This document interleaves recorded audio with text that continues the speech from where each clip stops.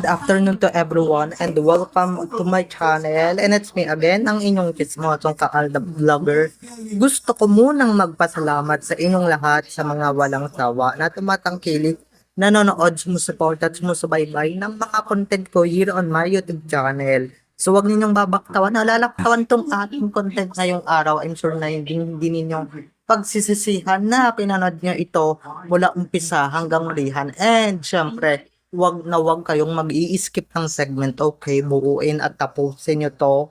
At ang mahalaga, wag ninyong kalimutan na i-share itong ating video for today para mas lalong lumaganap at kumalat tong ating video ngayong araw, okay?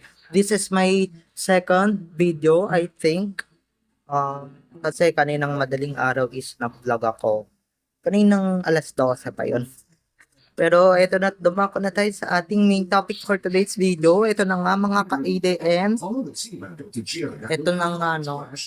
Nasaan na yung mga tabloid na yung, halimbawa yung mga tabloids na nag-pop-promote dati ng Katden, diba? And syempre ng Armin or ng Sarsuela. Nasaan na kayo ngayon?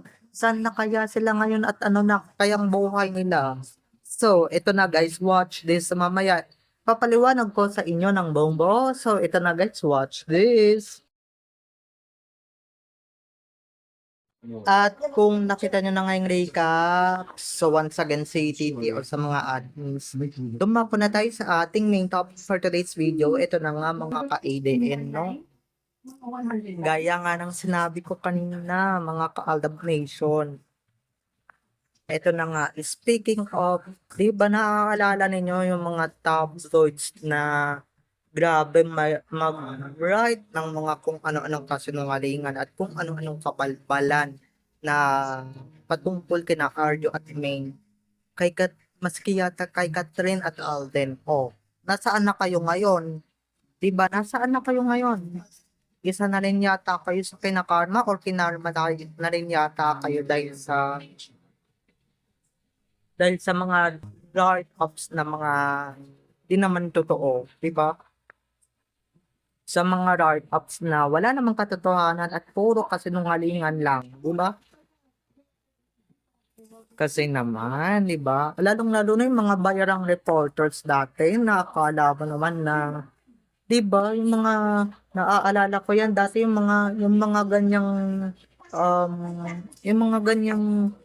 yung mga ganyang reporters, yung mga ganyang naninirang fore, tungkol kita, yung kumakampi, kina Arjo at Maine, at grabe nila i-promote dati yung si Arjo at Maine na yan, di ba? Yung halos na wala ko nila yung buong ADN at siraan nila para lang iangat at maganda yung i-promote nila kay Arjo at kay Maine. Eh, siyempre, alam naman na natin kung sino yung nasa likod niyan, di ba? Yung mga Philippine star, nasaan na sila ngayon, yung Abante Tonight, nasaan na yung mga mayayabang na yan na dating kala ninyo kung sinong mga reporters at kung sinong mga tabloidista, di ba? Wala na sila ngayon. Maski nga yung mga ilang vlogger dati, wala na ngayon. Di ba dati din nagpo-promote ng Armin, pero ngayon, di ba, nasaan na sila ngayon? Wala, di ba? Dahil maaga silang natumba o maaga silang nalaglag. Di ba? Maaga silang naligwak. Di ba? Maaga silang siningil ng karma o maaga silang pinarma. Di ba? Dahil sa mga pinagagagawa nilang masama, dahil dun sa mga, di ba? Eto dati grabe yung mga write-ups nila sa Armin na sobrang dati ikaka-depress mo, ikakabaliw mo at ikabibitaw mo dati. Diba? Sobra yung mga ganito, ganyan. Bukod sa mga edited bukod sa mga patutsada na edited, ay nako, yung mga yan, number 1 yan. Kung yung dati, yung mga edited nasaktan kayo, mas lalo kayong nasasaktan if you read the write-ups of Arjo and Maine dyan sa mga tabloidista na yan. So, ngayon, wala na rin sila ngayon kasi nga, for sure, di ba? For sure, nagsara na yung mga kumpanya na naglalabas, naghahayag ng mga ng mga ganyan-ganyang balita. Tapos mababalitaan mo pa siguro yung iba diyan, mga nag-resign na siyempre. Yung iba diyan, naghanap na ng regular job and siyempre ng matinu-tinong trabaho, 'di ba? Um, ng matinong trabaho kasi nga wala silang kinabukasan diyan, eh, 'di ba? Gumagawa lang sila ng fake news. 'Di ba, buti nga ngayon nabawas-bawasan na or 'di ba nawala na lalong-lalo na sa army, 'di ba?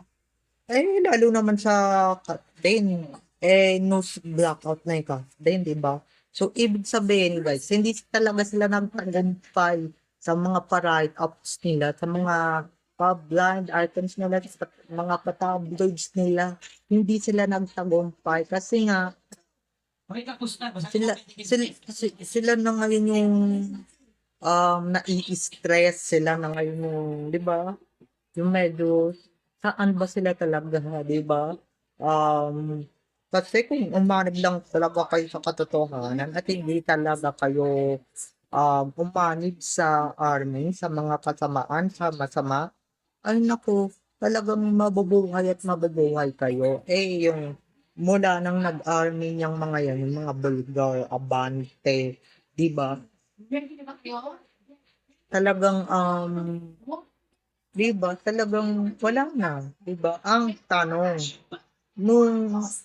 nung nag-umpisa kaya silang nag-write up ng army or nag-umpisa silang mag-write ng army, eh talagang may bumibili pa ba ng mga tabloids nila or ng mga diaryo nila?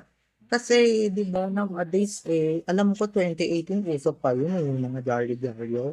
'Di ba bukod sa softmed, 'di ba na talagang pinagbubuhusan na natin ng time, siyempre ng effort. Siyempre kahit papaano may mga tumitingin-tingin pa rin ng diaryo.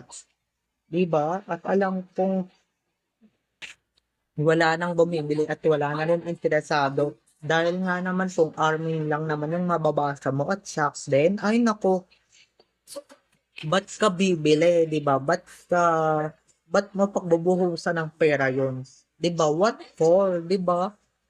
Dahil kung sa inyo dapat hindi niyo yung pagbuhusan ng panahon at hindi niyo pagbuhusan ng pera ninyo dahil nga naman 'pag pinagbuhusan ninyo ng panahon at ng oras yun, ay naku, dun na talaga dun sila matutuwa siyempre, iparamdam niyo sa kanila. And siyempre 'di ba, number one na diyan kaya natigil or i-general na natin, in general, kaya sila tumigil na rin sa para-write off ng Armin and Kat din. Siyempre luging-lugi na sila, eh, 'di ba?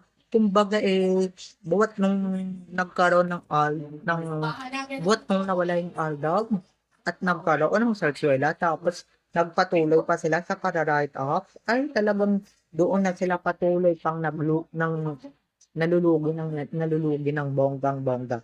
'Di ba doon pa sila, na nalugi talaga sila and siyempre malaking kawalan yan pagka sinabing Aldab, talagang phenomenal, 'di ba? Tapos biglang nawala, eh di siyempre, trinay mo mag-army, trinay mong mag-sack din, rush up.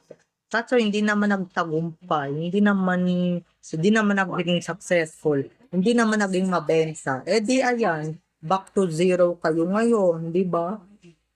Or 'di ba? Isa pa yan, 'di ba? Isa pa yan. Ba't ka pa bibili at ba't ka pa aasa sa mga tabloid-tabloid sa balita ng 'di ba? Aasa ka pa sa tabloid-tabloid, may segment naman. Number one din yan, guys. Isa din yan sa dahilan ba't nawala yung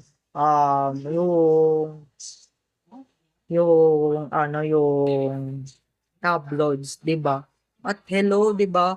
Aminin naman na natin, nung panahon ng Aldab is talagang buhay na buhay. Paldong-paldo yung mga tabloid na yun, yung mga diaryo na yan dahil nga buhat, 'di ba? Lahat lakas headline ang Aldab talagang paldo. 'Di ba? Talagang milyon-milyon yung kinikita ng mga yan.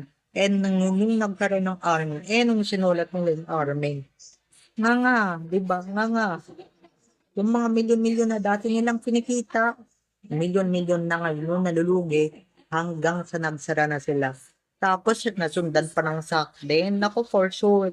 Kahit wala tayong nababasang jolly-jolly ngayon na at SAC din at Armin yung headline. Ay, naku.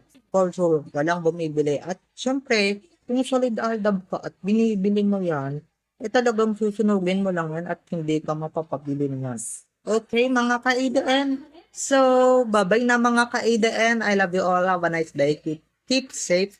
And God bless everyone. Bye-bye. I love you all. Enjoy watching. Don't forget to subscribe to my YouTube channel. And syempre, don't forget to click the notification bell para pag nag-upload ako, kayo agad ang unang-unang manonotify sa aking mga susunod pang i-upload na mga videos. Okay? So, bye-bye na mga ka-ADN. I love you all. Have a nice day. Keep safe and God bless everyone. Bye-bye. I love you all. Enjoy watching. See you on my next videos, everyone. Bye-bye.